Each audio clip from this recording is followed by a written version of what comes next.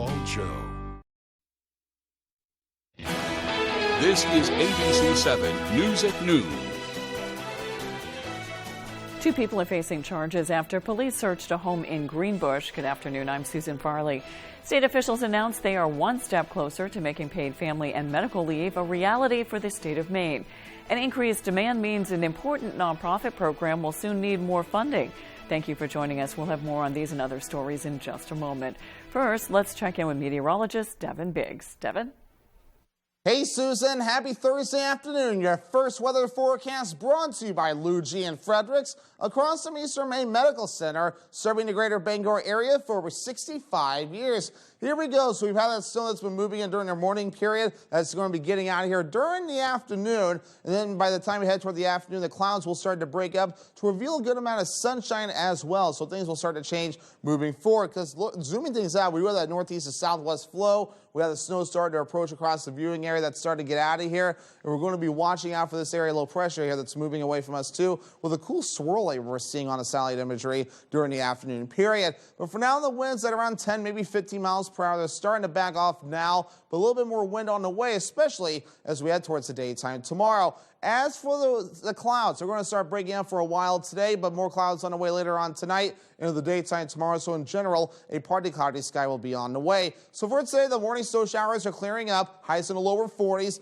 decreasing clouds for the afternoon, north wind getting up to about 20 miles per hour. By tonight, lower 20s becoming partly cloudy, northwest wind at about 5 miles per hour. Tomorrow, lower 40s, partly cloudy and breezy, northwest wind getting up to about 20 miles per hour. And our hourly forecast for the rest of the afternoon period, decreasing clouds, temperatures in the 30s and 40s. Your full 5-day forecast is coming up. Susan? Thank you, Devin. Two men are facing charges following a drug bust in Waterville. Authorities say they searched an apartment on Main Street Wednesday afternoon as part of an investigation that began months ago. As a result of that search, police arrested 27-year-old John Cedino and 35-year-old Christopher Neves. Police say the search uncovered 588 grams of cocaine, 48 grams of crack cocaine, and 14 grams of heroin. They also found methamphetamine, fentanyl, a loaded gun, and a quantity of cash that's believed to be drug proceeds. Both men are now facing a number of drug trafficking charges. Cedino is also charged with illegal possession of a firearm by a felon and violating conditions of release for a previous offense. The arrests are the result of a joint investigation by Waterville Police and the Maine Drug Enforcement Agency. Two people are facing charges after police searched a home in Greenbush. On Tuesday, Maine Drug Enforcement agents arrested 34-year-old Clutie confessor Kamani Maha of the Dominican Republic and 26-year-old Kelsey Curtis of Greenbush. MDEA Commander Peter Arno says they seized approximately 50 grams of fentanyl with a street value of $7,500, which was recovered from the home's septic tank. Arno says they also found approximately $30,000 in cash believed to be proceeds from drug sales from the last couple of weeks.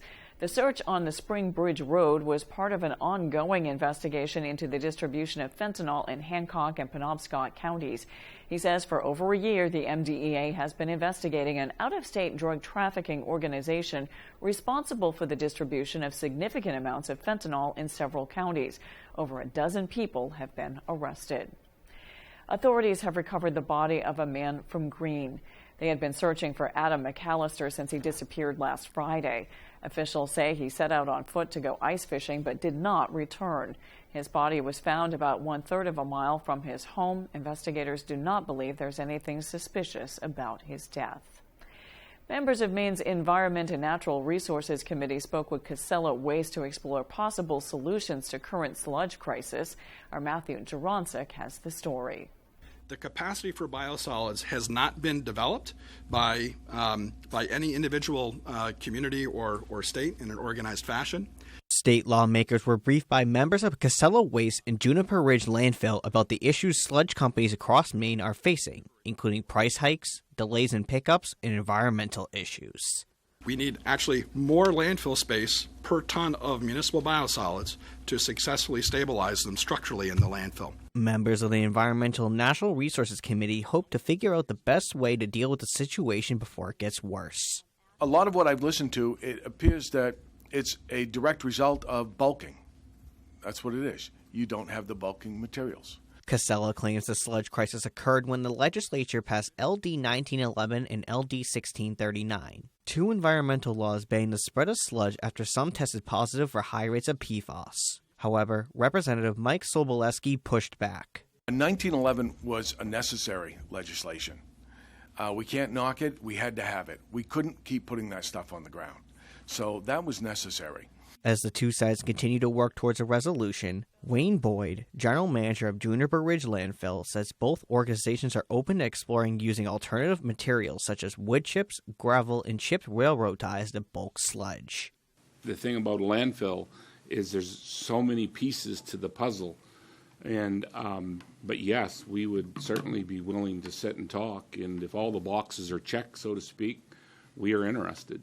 In Augusta, Matthew Juroncic reporting for ABC7 and Fox 22 News. When it comes to 911 dispatch, a matter of minutes can mean the difference between life and death. A local city is exploring how it can save those precious minutes and ultimately lives. Devin Dagnall met with officials to learn how they plan to do it. Since 2008, Somerset County's 911 dispatch has been the Public Service Answering Point, or PSAP, for both Somerset and Kennebec County. But due to staffing shortages and an uptick in caller frequency, the dispatch recently announced that they will no longer service Kennebec County after June of this year. Waterville officials say that they see the announcement as a blessing in disguise because the city is now planning on restoring its own call center to its former size to become its own PSAP. Waterville was a PSAP. Back in the early 2000s, it was changed by state law. So we've been in communication with the state and all of our other communities in the area that are also losing services to determine if there's support for us to look at this option. And there is. Both at the state level and the local level.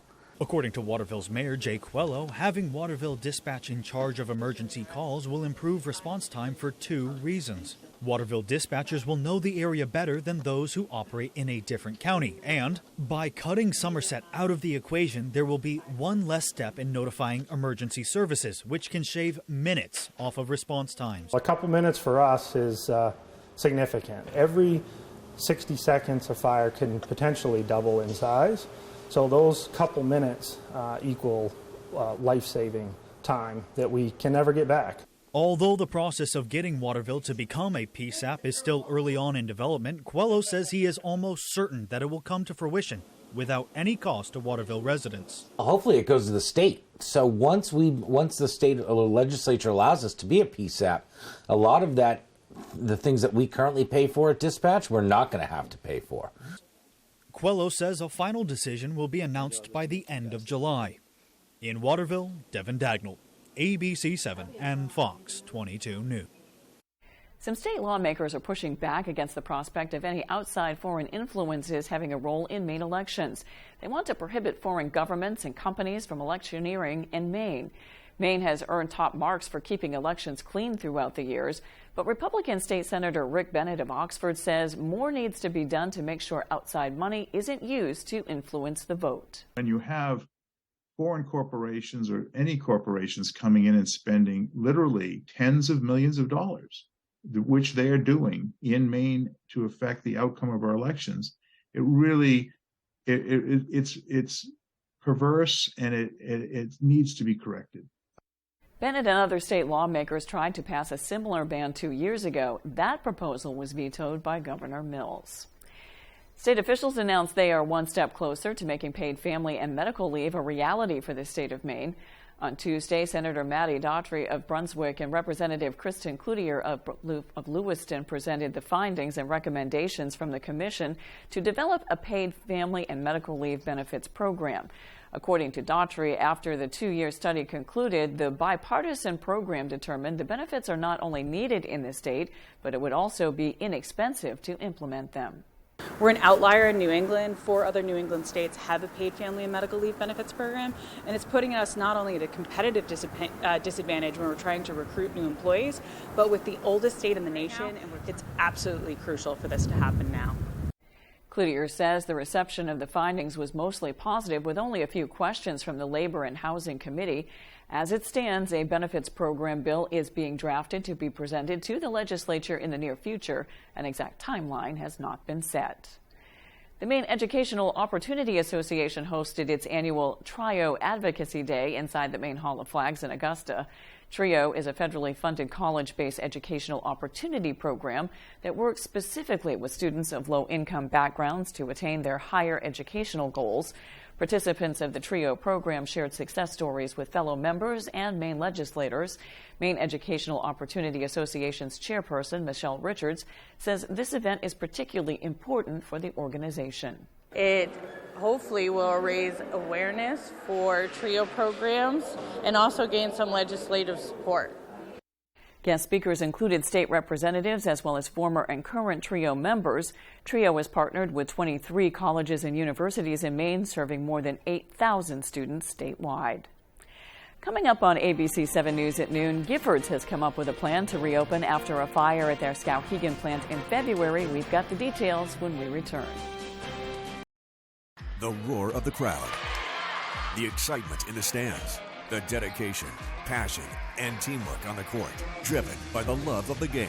From the visions that lead us, the feelings that inspire us, to the roads that bring us together, Coastal Auto Parts, 29 locations in Maine, will get you to the moments that matter most. Get what you need to keep you firing on all cylinders when you sign up for Napa Rewards. Coastal Auto Parts is owned and operated by a Maine family that cares. If you're a Medicare beneficiary and live in the area, call now to see how this little card could get you some big benefits, including up to $840 added back to your Social Security check each year. With one toll-free call, you can find out how easy it is to get all of your original Medicare coverage, plus extra benefits. You get an all-in-one plan designed to fit your needs so you can be your best every day. You could have medical coverage, prescription drugs with $0 generics, dental, vision and hearing, plus the WellCare Visa Flex Card to pay for extra dental, vision, and hearing expenses, money for over-the-counter items, and up to $840 back in your Social Security check each year. And so much more. And here's more good news. You can get a WellCare plan for a $0 monthly premium. How can WellCare offer all of those benefits for a $0 monthly premium? It's simple. Medicare Advantage and Medicare Part D prescription drug coverage are important parts of Medicare. WellCare has a contract with Medicare to offer and provide these important options to you. Call right now to get your free copy of the WellCare All-in-One Guide. Call 1-877-282-3827 now. There is absolutely no obligation for requesting this free information. WellCare offers benefits that go beyond the basics, including up to $840 each year added to your Social Security check to help cover your Part B premium. Call today to get your free copy of the All-in-One Guide with absolutely no obligation. Your free plan guide will provide information to make a smart choice for your Medicare coverage. Just call 1-877-282-3827.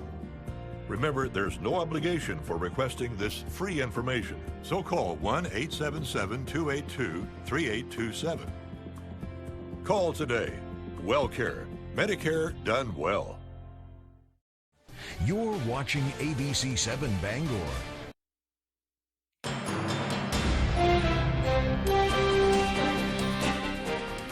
Increased demand means an important nonprofit program will soon need more funding. Our David Ledford has the story.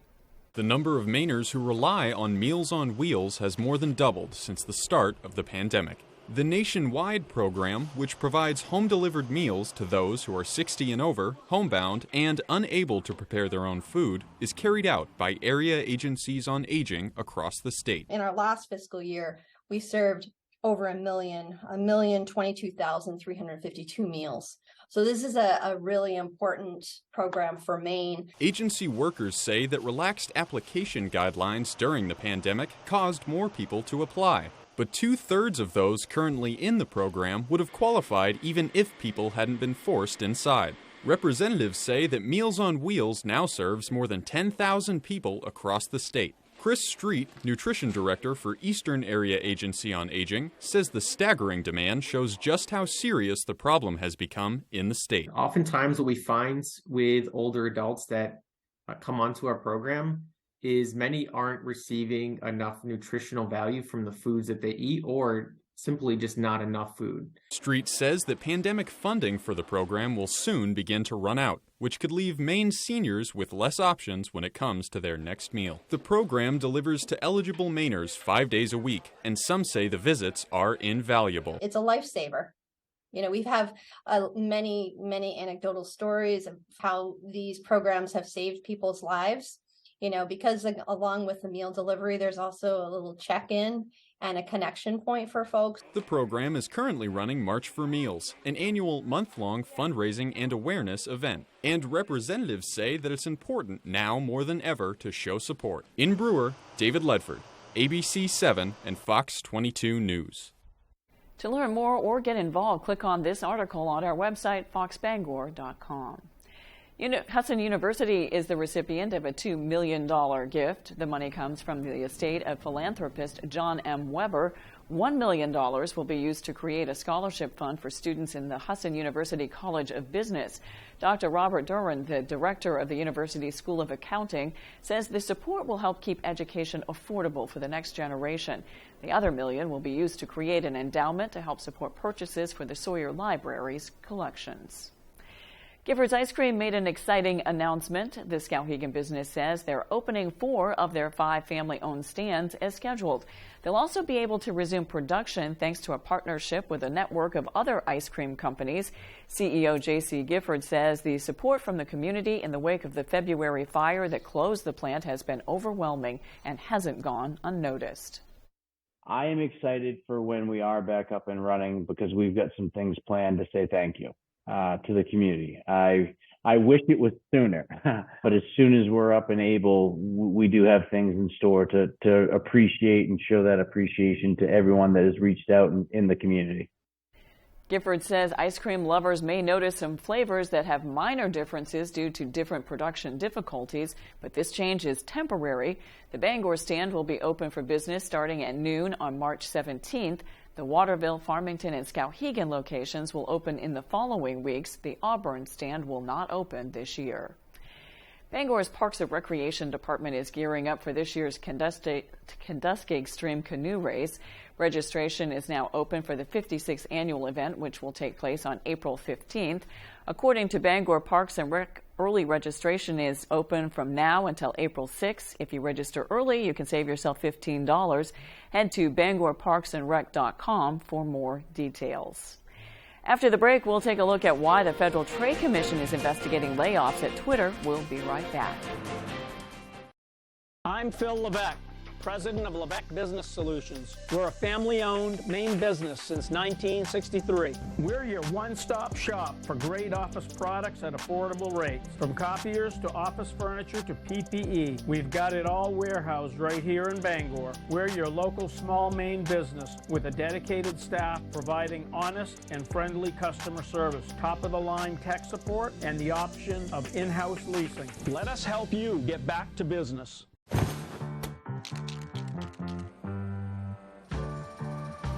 Hey, Maine. How are you? Yes, you. How are you really? It's a question we rarely ask ourselves. But to Northern Light Health, how you are means a lot. So we're out here asking and encouraging you to ask the people in your life, starting with yourself. So ask away. Then connect with us at northernlighthealth.org/howareyu. Special report. Spectrum just launched Spectrum One, where Spectrum Internet, advanced Wi-Fi, and unlimited mobile come together to keep you seamlessly connected wherever you are! Switch to Spectrum One and get 300 megabit internet for $49.99 a month, plus free advanced Wi-Fi and 1 free line of unlimited mobile with no contract. Call 1-833-743-4999. The Coopers here just got Spectrum One. Why did you switch? With Spectrum One, we get a super fast, reliable connection. Look, with Spectrum Internet, I can stream Spectrum News across all our devices. And the advanced Wi-Fi has enhanced security and privacy features that automatically block online threats, keeping our family and devices safe and secure. How reliable is Spectrum Mobile? It's a super reliable service coast to coast. And it includes nationwide 5G. Switch to Spectrum One and get 300 megabit internet for $49.99 a month, plus free advanced Wi-Fi and 1 free line of unlimited mobile with talk, text, and data. Call 1-833-743-4999 or visit a Spectrum store today. Honey, Where's the countertop? I sent it out to the granite shop this morning to be replaced.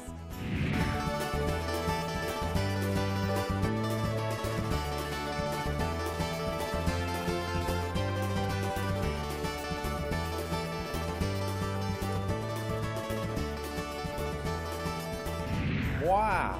The quickest turnaround in the business, the Granite Shop in Sedgwick. Now to the war in Ukraine and the massive wave of Russian missile strikes overnight, targeting cities across the country. Here's ABC's James Longman with the latest. Overnight, chaos in Ukraine, with over 80 missiles launched by Russia in a massive attack targeting the country's energy infrastructure.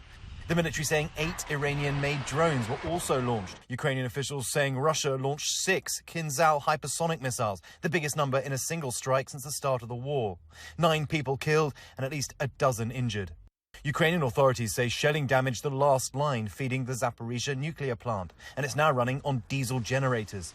President Zelensky saying in a statement, "It's been a difficult night. The enemy fired 81 missiles in an attempt to intimidate Ukrainians again," adding, "The occupiers can only terrorize civilians. That's all they can do, but it won't help them." This as the battle rages in Bakhmut.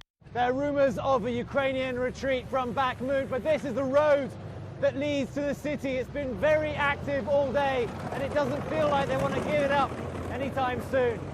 The injured are rushed out here to be treated by head surgeon Yuri. Some of those who've chosen to stay, he says, are Russian sympathizers. This is the fascinating nuance of this war. This doctor, who supports Ukraine, still has to save their lives. As a doctor, I have a duty, he says, but as a human, I'm completely against it. Valery supports Ukraine, but he couldn't get out. Shrapnel hit him in the shoulder. What is Bakhmut like now? What's left of it? Nothing, he says. The city is gone. Now, some Western intelligence officials believe that Russia may have control of as much as 50% of Bakhmut, but Ukraine says it's using this time to pin down Russian forces and inflict maximum losses. Elon Musk's massive layoffs at Twitter have caught the eye of the Federal Trade Commission. The FTC is now investigating those layoffs and trying to get Musk's internal communication. It's part of the FTC's probe into Twitter's privacy and cybersecurity practices. Since 2011, the FTC has been overseeing the company after Twitter agreed to a consent order alleging serious security lapses in data. That scrutiny increased in the months following Musk's takeover of the company. Months before Musk took over, Twitter paid a $150 million penalty for violating that consent order. In an updated version, the company agreed to procedures that required it to implement enhanced privacy protection and beef up information security. Social media influencers often share their takes on a variety of topics, including birth control. However, they might not be the best at giving advice. With more, here's ABC's Lindsay Watts. Social media influencers are increasingly sharing reasons why they stopped using hormonal birth control, according to a study by University of Delaware. Instead, some are focusing on promoting natural family planning. That's where people track their menstrual cycle to identify days when they might be most likely to become pregnant and avoid sex on those days. But according to the CDC and World Health Organization, that's among the least effective ways to prevent pregnancies. It's a concerning trend and possibly misleading young social media users about safe sexual health practices and effective ways to prevent pregnancy. Social media should not replace medical advice. People should still talk to their doctor about birth control options in order to find a method that works for them. With this Medical Minute, I'm Lindsay Watts, ABC News. When we return, Devin Biggs has your 5-day forecast. There's no stopping a Mainer with a college education. Pick up the phone now and talk to a student success coach from Maine's public universities. And we'll put you on the path to a better paying job. Your success coach is waiting. At Living Innovations, we build community. You can be a part of it. We put supporting people first, and that builds a caring community within our workforce and for the people we serve. Living Innovations supports people with disabilities and has flexible work opportunities available. You could become a shared living provider and work from home, or help support people to be active in the community. To learn more, visit livinginnovations.com and check out our employment and home provider opportunities. Become a part of Living Innovations and be part of a community with a purpose. If you're eligible for Medicare and Medicaid, a Medicare Advantage plan from Anthem Maine Health can come with all the benefits you want and zero compromises. Just go to anthemmainehealth.com/answers or call 855-753-3928 for a one-on-one Medicare plan review. Ask about our $0 monthly premium plans that include dental, vision, and hearing coverage, along with transportation, a free gym membership, and $0 copay for prescriptions, all for zero extra cost. Plus, you could be eligible for extra benefits to help you save even more. We have plans with up to $2,500 a year to help you pay for over-the-counter health items, groceries, and living expenses like cell phone, electric, or water bills, all on a single prepaid MasterCard you can use at thousands of locations nationwide. Call Anthem Maine Health at 855-753-3928 or visit anthemmainehealth.com/answers and get a Medicare Advantage plan with zero compromises for you and your wallet. There's no stopping a Mainer with a college education. Pick up the phone now and talk to a student success coach from Maine's public universities. And we'll put you on the path to a better paying job. Your success coach is waiting.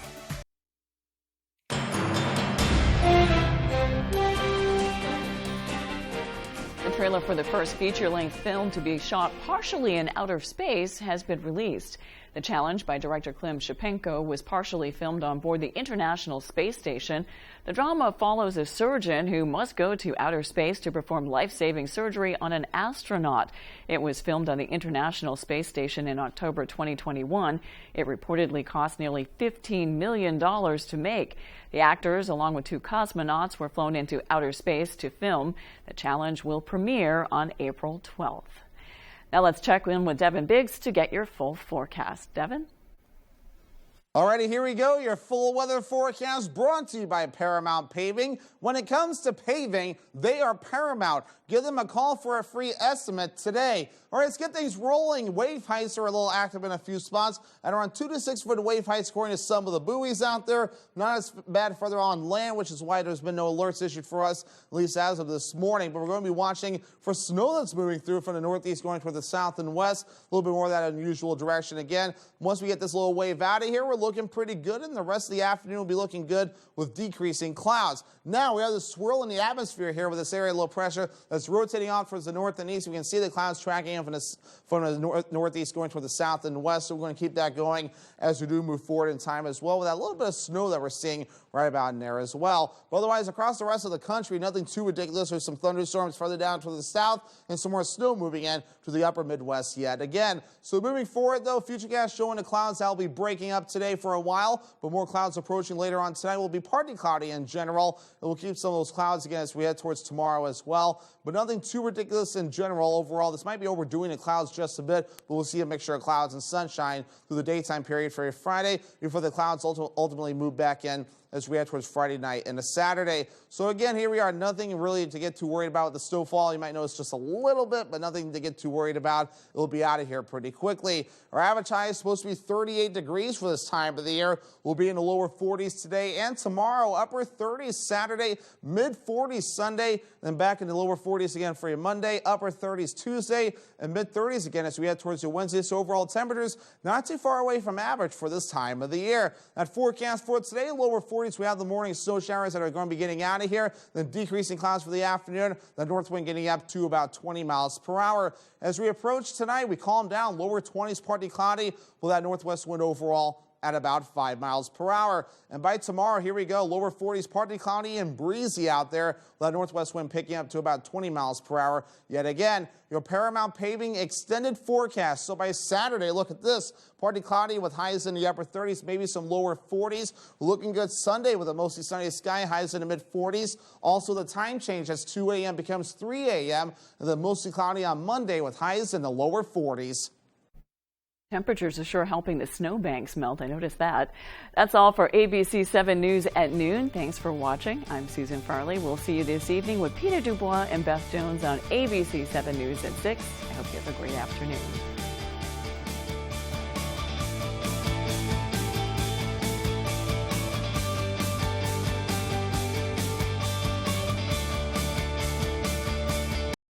Luna Family Auto Sales is a locally owned business run by a husband and wife team. Here at Luna Family Auto Sales, we combine our passion for cars with providing service to the community and local economy. Featuring no dark or hidden fees at all, we offer financing for all credit types and service everything we sell. Check out our website at lunafamilyautosales.com. Or come in and say hi. We'd love to meet you and introduce ourselves. Luna Family Auto Sales, 649 Stillwater Ave, Old Town. You're watching ABC 7 Bank.